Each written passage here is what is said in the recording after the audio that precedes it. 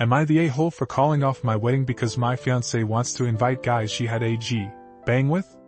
I, 28, never thought I'd be the guy canceling a wedding over a guest list, but here we are. Me and my fiancé, 27F, were about 6 months out. Venue booked, dress picked, deposits paid. We were going through the usual chaos. Fights about flowers, her mom hating our playlist, dumb stuff. But nothing big, nothing serious. Or so I thought. We sat down one night to go over the invite list again. I skimmed it, didn't think much of it. Mostly her college friends. A few family connections I barely knew. She seemed excited about seeing everyone again. I nodded along, figured whatever her day her people. Then a few days later I was out grabbing drinks with a guy I kind of know. He's dating her close friend. We're talking trash about fantasy football, then he randomly goes, "Hey, no offense man, but did she tell you about the 5 guys she invited?" I was like, "What do you mean?" He kinda laughs, then gets quiet, says back in college she used to hook up with them, not one-on-one, like all at once, more than once. Just thought you'd wanna know. I genuinely thought he was messing with me. I laughed and said okay, but he looked dead serious. I went home that night, pulled out the list again, looked at the names, recognized a couple. One of them I'd had a beer with at her cousin's birthday. Another is the son of one of her mom's oldest friends. That part made it worse somehow, so I asked her straight up, "These 5 guys, why are they on the list?" She froze, then gave me this half shrug and said, "Oh, that?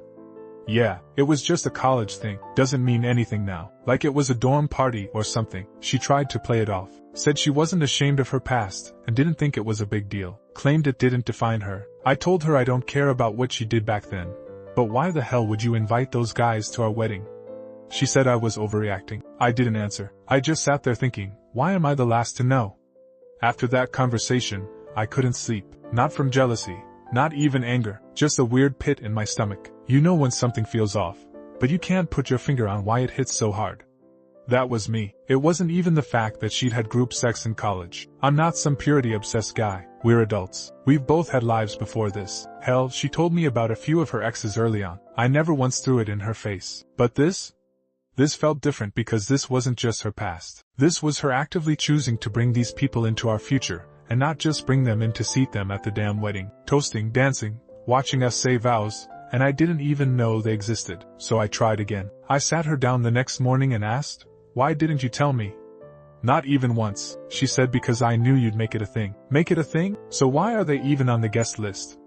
Silence. And in that silence, it clicked for me. She wasn't clueless. She just didn't care. Not about the past, not about my feelings, not even about basic respect. She had a vision for how her wedding should look, and I was expected to play the supportive future hubby, keep my mouth shut and smile through it. I told her, "I'm not angry you did stuff in college. I'm upset that you made decisions about us without me." And she fired back with, "Maybe you're not mature enough for marriage then." That one stung more than it should have. After she threw that, "Maybe you're not mature enough" line at me, I didn't even argue. I just sat there, and for once, I let the silence stretch out longer than she was comfortable with. She kept checking her phone, pacing a little, waiting for me to crack first like I usually do. But I didn't, because something had shifted for the first time since getting engaged. I stopped thinking about how to fix things and started thinking about if I even should. I mean, what else had she decided without me?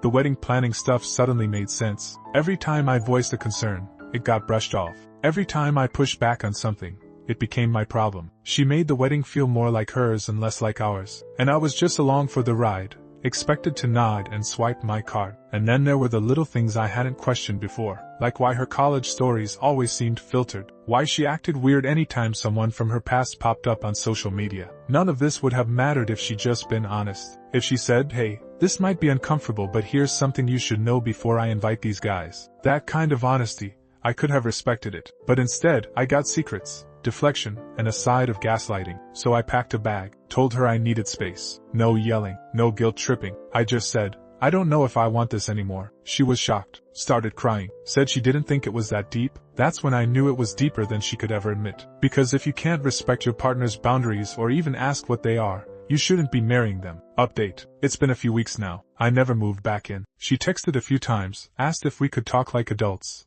But I wasn't really sure what was left to say. I wasn't angry anymore, just tired. Tired of trying to explain why it bothered me. Tired of being told I was overreacting. Tired of pretending we were on the same page when we clearly weren't even reading the same book. We met up for coffee a few days ago, neutral territory. She looked like she hadn't slept much, and honestly, Either had I. She started by apologizing, said she should have told me earlier, should have handled it differently, but then she followed it with I just didn't think it would matter this much. That one line told me everything I needed to know. It's not that she's a bad person. I don't hate her. I loved her probably more than I should have. But when someone shows you that your boundaries are negotiable, your feelings are optional, and your input isn't a priority, that's when you have to walk away. So we called it off. No drama, no yelling in a restaurant. Just done. We told our families, returned deposits, split things like adults. And yeah, it hurts a lot more than I expected it to. I didn't think I'd be back to square one this close to what was supposed to be my wedding.